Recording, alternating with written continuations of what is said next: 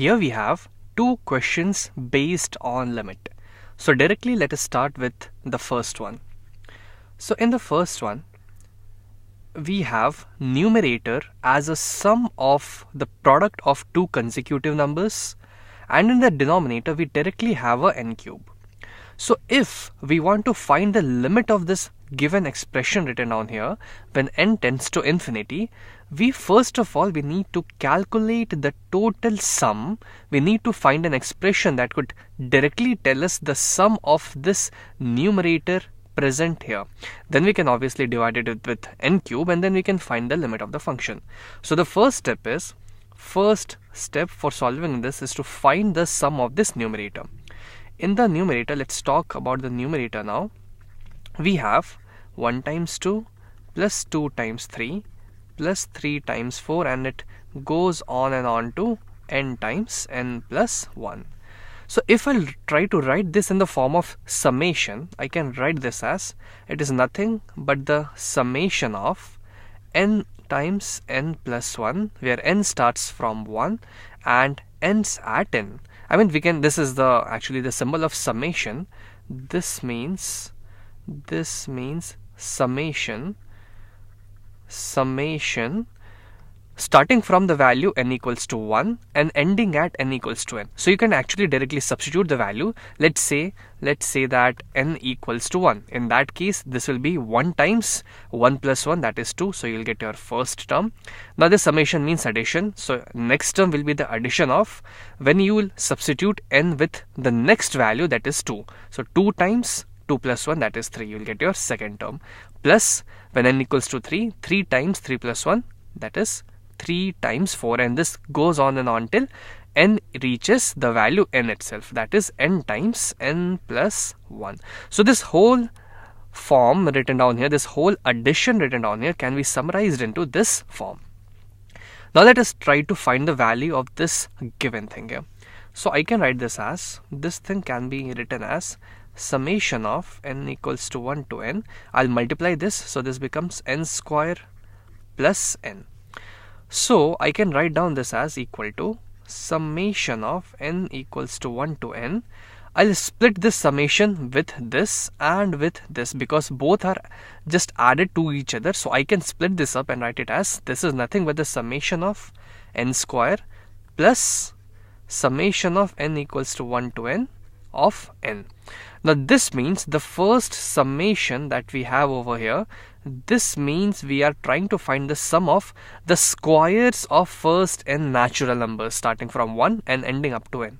And this second value that we have here, this means that we are trying to find the sum of first n natural numbers, and we directly know the result what it is going to be.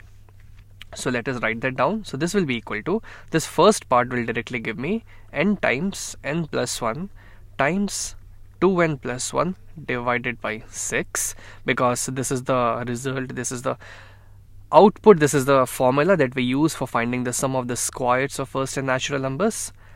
Added to this, we have the second value here, which is nothing but equal to n times n plus 1 divided by 2. Now let us try to find the value of this. Let us try to do some manipulations here. So this will now give me, this is equal to, I can pull out, I can take n times n plus 1 by 2 common from both the terms, because I have both of them I have n times n plus 1 by 2 as a factor of both the terms. So I'll take that out, n times n plus 1 by 2. Inside I'll have here, when n times n plus 1 by 2 is gone, the remaining will be 2n plus 1 divided by 3, plus this whole thing will be gone. So I'll just be left with a single 1 here. So this is my final result. Now I'll just multiply them. So let's see what do we get here. So this becomes n times n plus 1 by 2 times, this becomes 2n plus 1 plus 3 whole divided by 3, which is nothing but equal to n times n plus 1 times 2n, this 1 plus 3 will become 4 divided by 2 times 3. This is 2 and this is 3. Now this is 2n plus 4. I can again take out 2 common from this. So this becomes n times n plus 1 times 2 times n plus 1. This 2n plus 4 I have written down as 2 times n plus 1 divided by 2 times 3. Now I can cancel them out. So finally I'll have n times n plus 1 whole square. This n plus 1 and this n plus 1 combined together and became n plus 1 whole square divided by 3. So this numerator, this whole numerator that we had here actually came down to n times n plus 1 whole square divided by 3. Let's now write down the limit that we have. So we had the limit as this whole numerator divided by n cube when n approaches infinity. So I'll break down my limit now. I can rewrite my limit as, so the limit becomes limit n tends to infinity. The whole numerator I'll substitute it with n times n plus 1 whole square divided by 3 divided by the denominator, that is n cube. Now let us try to simplify this. So this becomes limit n tends to infinity, n times, I can take out 1 upon 3 because that is anyways a constant, so limit won't affect that. So this becomes n times n square plus 2n plus 1 divided by n cube.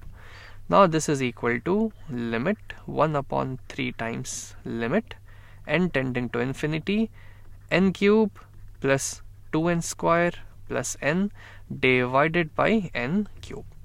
This whole expression. So finally I'll have here 1 upon 3 times limit n tending to infinity n cube upon n cube plus 2n square upon n cube plus n upon n cube, which is actually equal to 1 upon 3 times limit n tending to infinity 1 plus 1, not 1, 1 plus 2 upon n square plus 1 upon n square. Now we know that when n will approach infinity, when n will become a huge quantity, 2 upon n square will tend towards 0, 1 upon n square will also tend towards 0. Actually this is not n square, this is n. This will turn this will approach towards 0 because we have a huge denominator, a denominator that is tending towards infinity. So this will end up at 0, this will also end up at 0, so I'll just have 1 here. So this becomes 1 upon 3 and with a constant 1, so times 1, this is equal to 1 upon 3 as my final answer. So the answer for the first question that we had here, this first question that we had here is equal to 1 upon 3. Now let us try to solve the second one. So second one, whenever you see something like this, something involving root and a difference of two expressions, just try to think about rationalizing the given expression. So I can rationalize this as, this can be rationalized into, I can multiply this with under root of x square plus x plus of x divided by the same thing, under root of x square plus x plus of x. Now let's see what this becomes. So this becomes, if I'll consider this as my a and this as my b, so this is a minus b times a plus b, which gives me a square minus b square as my identity. So square of under root of x square plus x is x square plus x itself. So this becomes x square plus x minus of x square divided by under root of divided by under root of x square plus x plus of x. Now this and this will cancel out each other, and finally I'll have here, let's see what do we have here. So this will be equal to x upon under root of x square plus x plus of x. Now the limit is tending towards infinity, right? Yeah, the limit is tending towards infinity. So this expression, so this thing equal to limit x tending to infinity. Now from the denominator, let's try to pull out one of the x's, because if I'll pull out an x from the denominator, I can cancel this x with the x that I took out common from this denominator. So this will be equal to limit x tending to infinity, x divided by, now I have to take out an x. So from under root quantity I have to take out an x square, because under root of x square will give me x. So actually let me rewrite it down. This becomes 1 plus 1 upon x when I'll take out x square, inside the square root itself, this becomes x square plus 1 upon x plus of x. This is equal to limit x tending to infinity, x upon. Now this under root of x square is x itself, so I can take this x out and this x out. So I'll have an x out. Inside I'll have under root of 1 plus 1 upon x plus of 1. This and this cancelled. Now x, if x is a very huge value, if x tends to infinity, 1 upon x will turn towards 0. So this quantity will become 0, and thus I'll just have 1 upon under root of 1 plus 0, that is under root of 1 plus of this 1. So this is equal to 1 upon under root of 1 is 1 itself plus of 1. So this is equal to 1 upon 2 as my final answer.